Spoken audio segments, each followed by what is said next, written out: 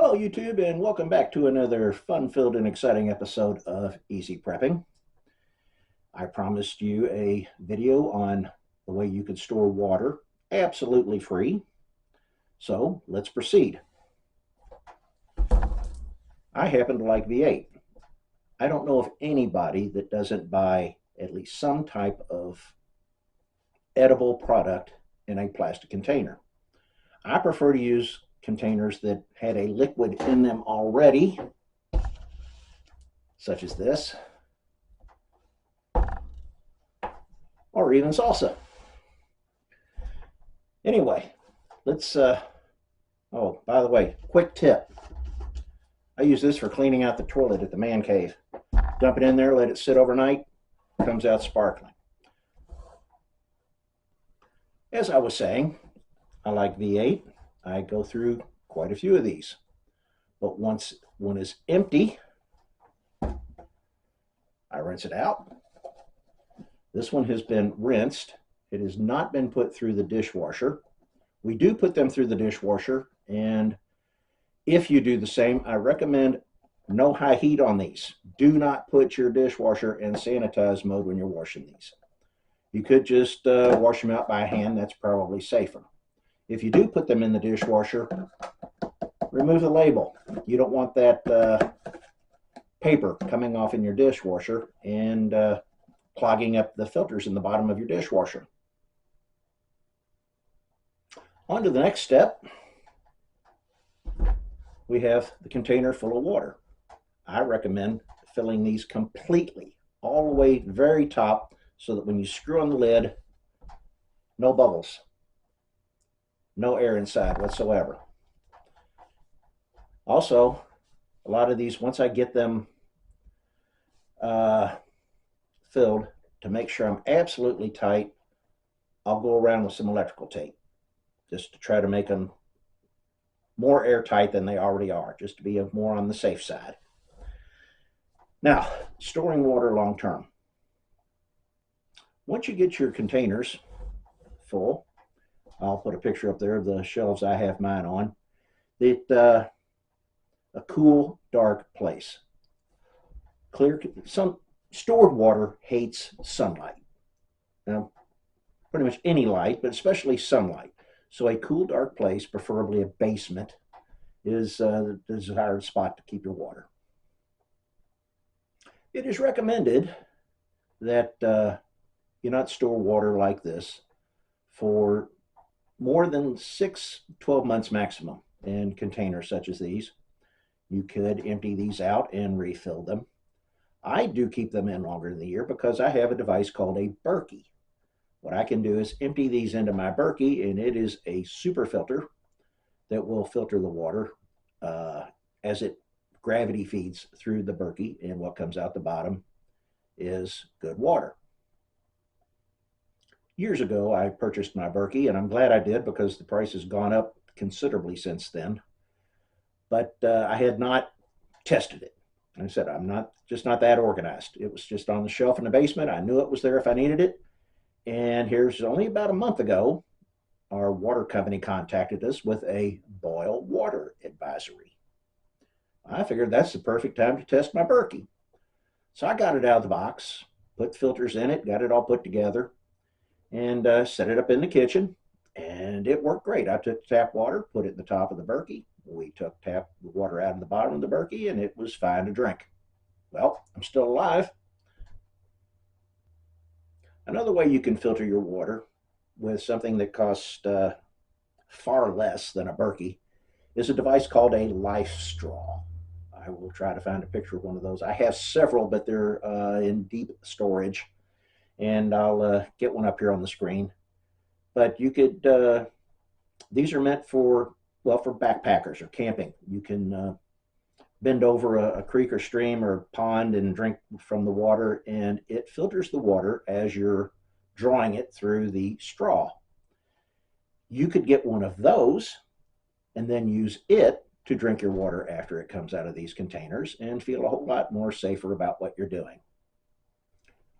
The last method that I know of for purifying your water is with bleach. And Very important. Plain bleach. Don't buy that, get that stuff that smells like a rose garden in England or something. Just get plain bleach. I know you don't want to drink bleach. My wife even hates the smell of bleach. But you put in 1 quart 2 drops of bleach. 1 gallon takes 8 drops. 5 gallons takes a 1/4 teaspoon. 10 gallons, a 1/2 a teaspoon. And a 50-gallon takes 3 teaspoons. Now, there are other ways of storing water than this. I have in my basement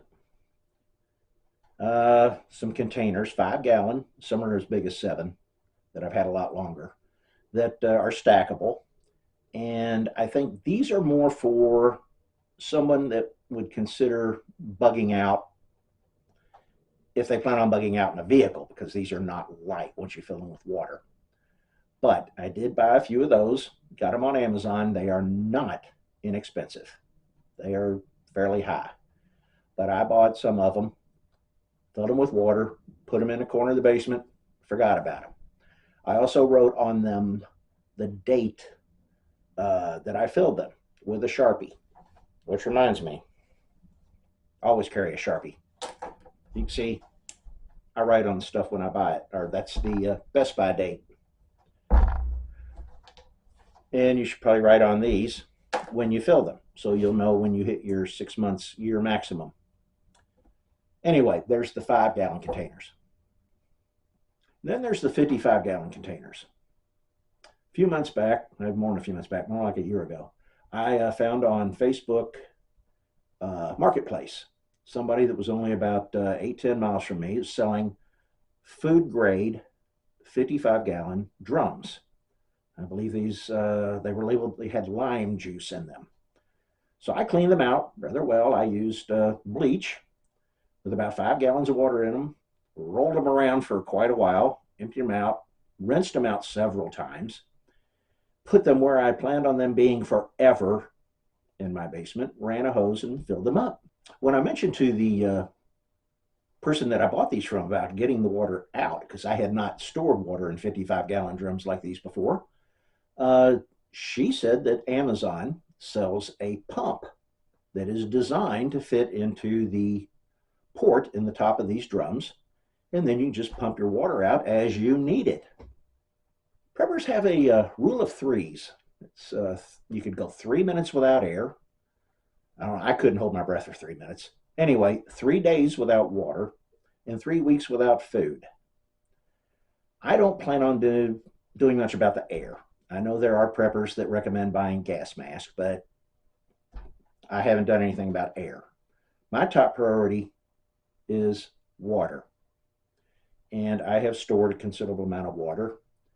You should know that if the water turns off at your tap, you should have 1 gallon per person per day. That is an absolute minimum, and that is just for drinking and cooking. That does not include sanitation. Thank you for watching, and so that I can try to reach more people with information that I put out there, please, if you don't mind, click the subscribe and that thumbs up like button. That helps appease the analytic gods at YouTube for getting my video more prominent when people search on prepping. I am planning more videos in the future. While I was looking through some of my water containers, I've noticed, rediscovered some of the containers that I've used that dry food came in, pretzels, whatever, that I have used for storing other dry food. So perhaps the next video or one in the near future will be on that. Thank you for watching, and remember, those that refuse to learn from history are doomed to repeat it.